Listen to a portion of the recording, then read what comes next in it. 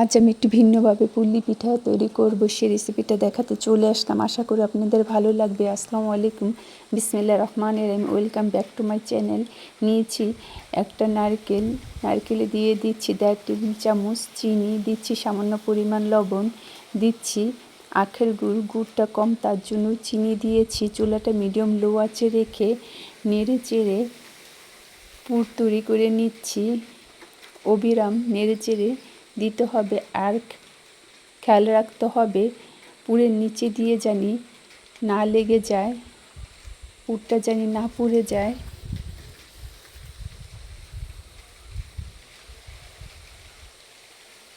নারকেলের থেকে পানি বের হবে, সে পানি দিয়ে পুরটা নেড়ে চেড়ে তৈরি করে নিয়েছি। হয়ে গেল আমার পুর। এখন আমি এখানে পানি বসিয়ে দিচ্ছি সামান্য পরিমাণ লবণ।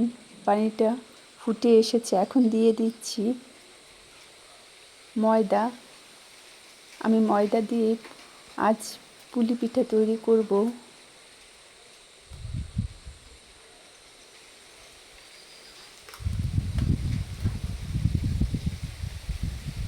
ভালোভাবে মুথে নিয়েছি।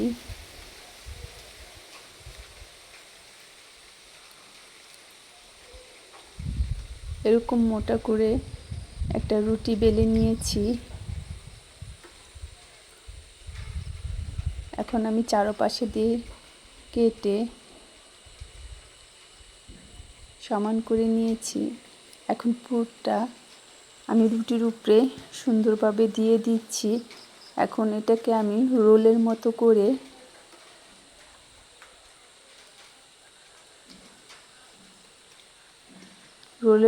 করে নিচ্ছি। আপনারা দেখতে পাচ্ছেন আমি কিভাবে এটাকে তৈরি করছি। এখন আরেকটা তৈরি করে নিচ্ছি। রুটিটা মোটা করে বেলে চারপাশে দিয়ে কেটে এখন আমি পুরটা দিয়ে রোলের মতো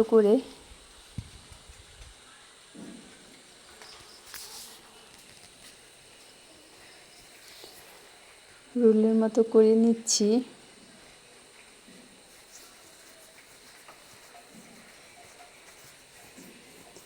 এখন আমি কিভাবে করছি আপনারা দেখতে পাচ্ছেন।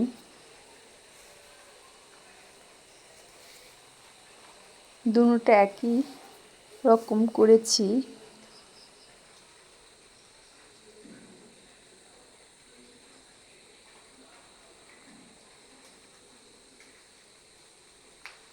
কোনো নতুন আপু কিংবা ভাইয়ারা আমার ভিডিওটা যদি দেখে থাকেন, আপনাদের ভালো লাগে, আশা করি আমার পরিবারে যুক্ত হবেন। লাইক কমেন্ট করবেন, শেয়ার করবেন, আর কমেন্ট করে জানিয়ে যাবেন আমিও আপনাদের পরিবার থেকে ঘুরে আসব।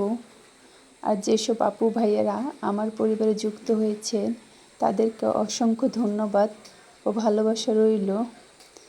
এখন আমি চুলাতে তেল দিয়ে কিছুটা গরম হয়ে যাওয়ার পরে দিয়ে দিচ্ছি 2টা রোল। পুলি পিঠার রোল 2টা দিয়ে হালকা তেলে ভেজে নিচ্ছি।